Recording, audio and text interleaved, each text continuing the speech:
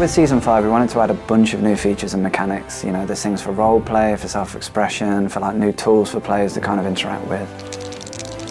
So what I love about all of these features are they're permanent additions to the Sea of Thieves sandbox. Features that once they're in, you can't imagine what it would have been like without them.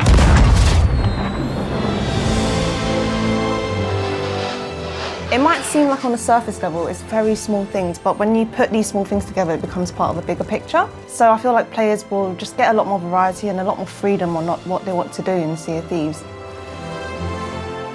It's such a gameplay release, it's just lots and lots of different bits of fun that will all add up together and you're going to have a ball. Everything's in Season 5 of Sea of Thieves.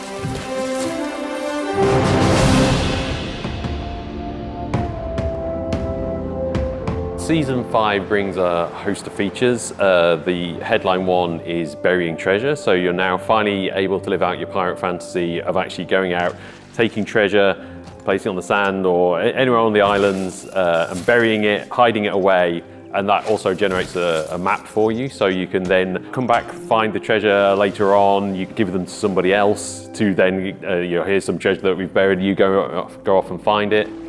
But all of those maps that you and your crew have created from burying all these treasures around the Sea of Thieves, they're all stored on the captain's table of your ship. Any other pirates, they can board your ship, they can run into the captain's cabin and they can try and steal those maps from you. You can now basically make your own quests. You can make your own quests and not only make them that you can do for your own crew, you can then gift these. You can literally take a map that you've made and hand it to another crew and go, here, have a go at this. There are quest boards across the Sea of Thieves on all of the outposts and all of the sea posts, and players can approach the quest board and they can either take maps from the quest board or they can donate the maps they've made to the quest board for other players to take. If a crew is to bury some treasure items and post them to the quest board, and then another crew is to take that map and find those items, they'll get rewarded the next time they log into Sea of Thieves. And they'll be rewarded with the same reputation they would have got if they just took it to the trading company, and they'll also get a substantial amount of renown as well for their efforts. The quest board allows you to kind of curate your voyage and say, okay, I want to sail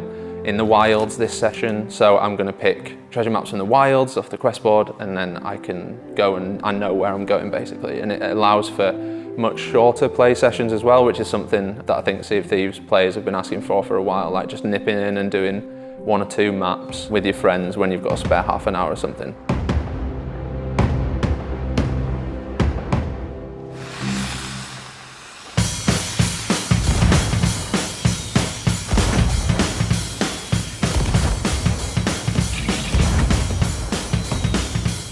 So fireworks and flares are new items or projectiles that you can find around the world. They could wash up on the shore, you might find them in barrels, you can buy them from the Merchant Alliance, and they are things that you can load into the cannon and fire and create beautiful fireworks in the night sky. They come in different forms, so we've got classic fireworks, we've got theme fireworks, and we've got cakes.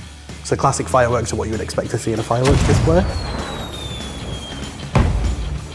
The theme fireworks are shapes, so you can see like Flameheart's head, or a pig, or a chicken. And then the cakes are a collaboration of different classic fireworks that go off at the same time. So when you load a firework into a cannon, it now has a little fuse and there's a little timer, so you have like 3 seconds or something where you can see the fuse ticking down before it fires. If you do happen to fire fireworks at a ship, for example, it may set on fire. Or potentially if you are close to an exploding firework, you will get stunned. You'll have like a sort of flashbang effect where the screen will flash. Flares are another new tool that we're adding for Season 5. There's a red and a white signal flare. We don't have like a defined way we want players to use these. It's a tool that they can use however they choose. So one crew might say the red flare is danger, and we'll fire that up if another ship's incoming to warn everybody to run back to the ship. They have this really kind of striking lighting change on the islands, especially at night. You can kind of see these really kind of stark shadows, and the red ones are really emotive, very atmospheric as well. They're very cool. Oh, there were so many technical challenges. They had to look beautiful, which obviously affects memory and performance. You could have hundreds of fireworks going off in the world all at once, so we had to make sure that we didn't sacrifice any of the beauty of them whilst remaining we have so many up in the sky. So we don't normally do reflections with particle systems, it's just the way that they're rendered. But I got a phone call from a technical artist saying, oh, I've moved over to work on reflections. And we saw a video from David, who's a render programmer, and it was really, really good. The feed of that conversation was, why can't we get these in? Why can't we get these in? And it just adds so much detail to the fireworks, and it just really makes them feel more alive and part of the game. For fireworks, the tricky thing was getting them to feel impactful in a game. In real life, when you go to a firework display, you get that impact, you get that sense of reverb and that space around you, and it feels epic. So trying to mimic that in a game was difficult at first, and it largely went down to pulling in the various source that we needed based on firework recordings, but also amplifying that with other layers, mixing in different tails and reverbs and things like that to make it feel spectacular.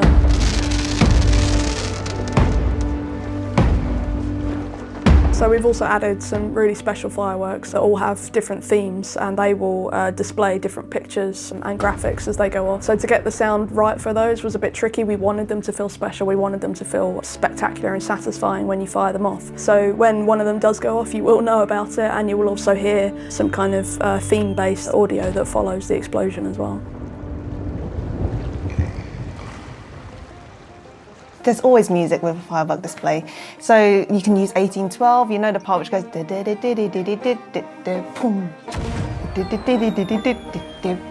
like that with the fireworks. So yeah.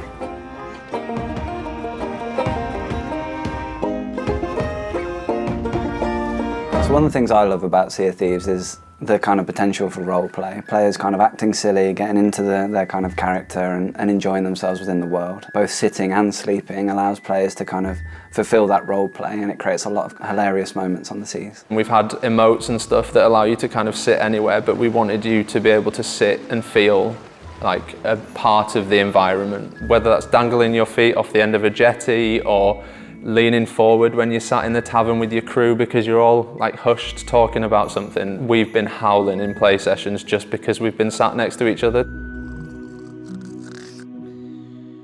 With both sitting and sleeping, the basic mechanic is you'll go and hold X to interact with the chair or the bed. The hold X came from our wonderful insiders because we had it on a press and we broke ship combat, so we made it a hold X so that everyone can fight each other without accidentally sitting down. And then in the case of sleeping, we'll play a short kind of into animation as you climb in your bed, and that's all in first person, so it's super immersive. And then nobody falls asleep instantly, so there's a little kind of variable delay as your eyes kind of fade shut, and then after a few seconds your character will start snoring. This is kind of a shared world sound. Everyone on your ship or nearby on an island, if it's a hammock or a bed on an island, will be able to hear you snoring. When you're sleeping, the mix of the game will change slightly. Everything will get a little bit more quiet and muffled, as if you're kind of in a dream state. And even just when you're sitting, the fact that you can stay in first person and you can look around you while you're sitting down, everything just suddenly feels a lot more ambient. And that's where all of the work that we've put into the soundscape of Sea of Thieves really becomes important. They're those kind of tranquil moments that you can just sit and either with your friends or by yourself, and you can just take in the visual and kind of the oral experience around you.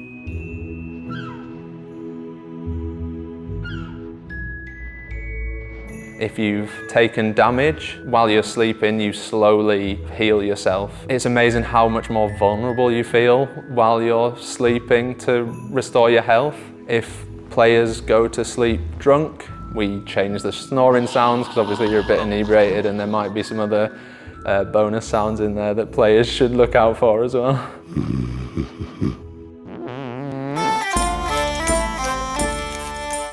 Another feature we've added to Season 5 is talking. Obviously talking's been part of the game forever, but now your character's in-game mouth will animate when you're talking using voice comms in the game. So that's actually one of my favourite features of Season 5. I just think it adds so much immersion and role play to the game when you're kind of stood next to somebody on the ship and they're talking to you and you can visibly see their mouth moving whilst they're talking. It just feels so much more immersive. That talking functionality works with all of our older modes, so whether you're dancing or you're sitting or even if you're sleeping and you're talking, then your mouth will animate and you'll get to see that, and it's just hilarious to see. We have the speaking trumpet that you can now use in reverse, so you can start whispering and you can like do your little plots within your own crew, because it always used to be that your crew could hear you wherever you are in the world, and now if you want to have a little, you want to play trick on someone, you can do a little whisper to each other. And now when you're using that speaking trumpet, your mouth animates, so you can actually see when people are using it. It's a nice little thing like that. Dice is something we've been trying to add to Sea of Thieves forever, and it's one of those kind of quintessential role-play devices, that players play with, and Sea of Thieves feels like the perfect place for that. So there's 6 new dice, from the D4, the D6, the D10, the D12, and the D20, so players can play any role-play game they want in the Sea of Thieves sandbox.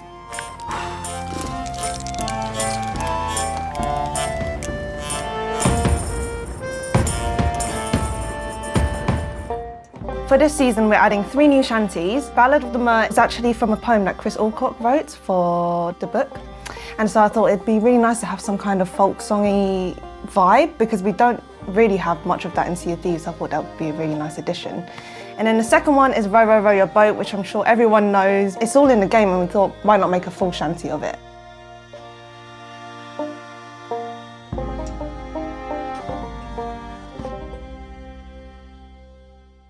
With the Infernal Gallop, most people know it as the Can-Can, and this is a very upbeat song. It's very similar in vibe to 1812, and since 1812 was such a big hit with the whole community, we thought, why not do another one that's very similar, something that people can really play with in a sarcastic vibe or in a very joyous tone. So I hope you guys enjoy it. It's a very nice shanty. I really enjoyed making it.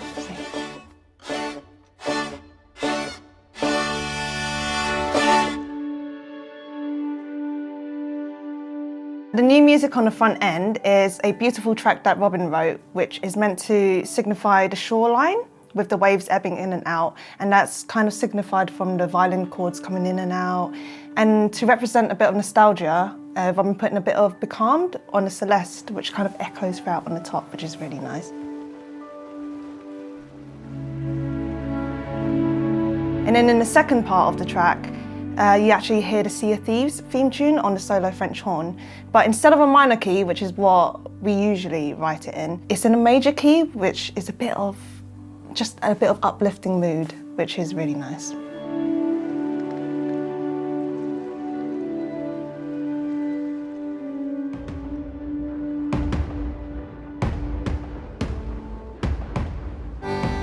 As well as making new features and tools for Season 5, we wanted to try and add a bunch of new kind of quality of life features as well. We've added this kind of fast transfer feature where players can take a storage crate and run up to a barrel, hold a button, and it will kind of take items out of that barrel and store them into the crate.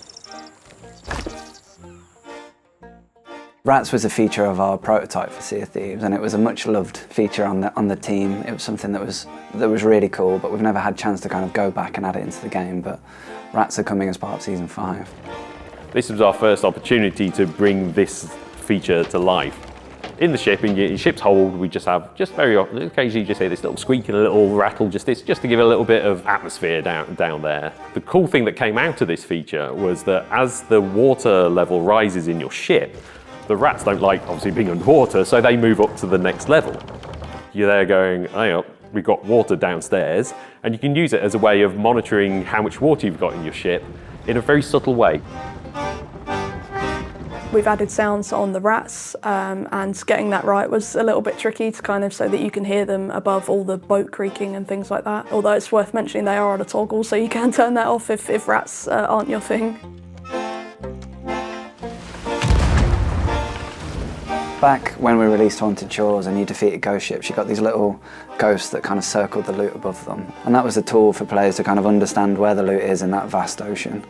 And we've now added that in for the Meg and for the Kraken. So when you defeat the Kraken or the Meg, little seagulls kind of appear above the treasures so that players can kind of swim over and find out where they all are. The cannon rowboat, as it does what it says on the tin, is literally a cannon mounted onto the rowboat. You can be aggressive on a rowboat, and you can actually sort of be rowing up and actually sort of firing it onto the ship. If it's docked to your ship, it's like an awkward little cannon on the back that just gives you that extra bit of range and things on the back of the ship. And once again, we can't wait to see how people start using us. People use this in 100 interesting different ways that we've never thought about. As part of adding the cannon to the rowboat, obviously it's a big thing. It fires like that. This is the first time that when you fire, you get a little and you get spun around like that. It stops it being too powerful because, you know, we didn't want it to be this, it's basically another ship type, but it really gives you a good feel of how much that cannon has kicked. And you can now dock your rowboat in whichever direction you want on the back of the ship, which is something that we've added for this release as well. Something that we've always looked at trying to improve in Sea of Thieves is the general combat and the flow of the game. So now with Season 5 we've looked into the skeletons and the phantoms dropping these little ammo pouches when you kill them. So you can see a skeleton on an island, shoot them, defeat them, they'll drop an ammo pouch, run over, seamlessly pick it up.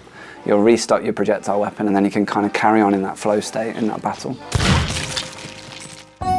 It's been really exciting to get back to the roots of Sea of Thieves, so to do this update and kind of expand that across sitting and sleeping and fireworks and burying treasure, to be sat at a tavern table and to turn on to Presto and just see his character's voice chat mouth go, "Hey mate, how you doing?" is like, it's amazing, and it's so silly and refreshing to see the world from a new perspective like that. That's the really cool thing. There's so many ways that you put a little mechanic into the game, and people think of ways of using it that you've never thought of before, and we just can't wait until everyone gets to play it and just see what they can do with it. Obviously, fireworks are my favourite. They are beautiful and stunning, and I can't wait for players to play with them. I can't wait to just see GIFs and videos of people firing, you know, like everything together and making a big show. The VFX team and the tech art team worked on them, so I'm sure there'll be some nice chitter-chatter in between the team of whose fireworks, but with the biggest payoff out of everything else. I think, yeah, the fireworks and seeing fireworks displays is probably the thing that I'm excited to see players do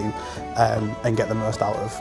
Katie and DM did an amazing job on the sound design as well, because it just brings so much nostalgia and it brings so much, yeah, this is fireworks. Like, we all know what fireworks sound like, but hearing it, you're like... All of the features are really unique and there will just be something for everyone. My favourite thing about adding anything to Sea of Thieves is always just seeing the creativity, the role play, just they always do things that I would just never expect with what we add to the game. The features that we're building for Season 5, they really speak to the heart of what makes Sea of Thieves special for me. That kind of self-expression, that kind of joyful, playful fun. We're always going to be looking to add more features like this into the game.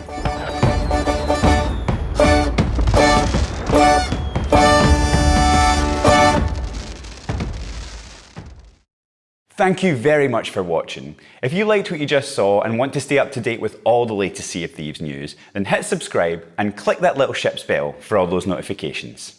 Cheers.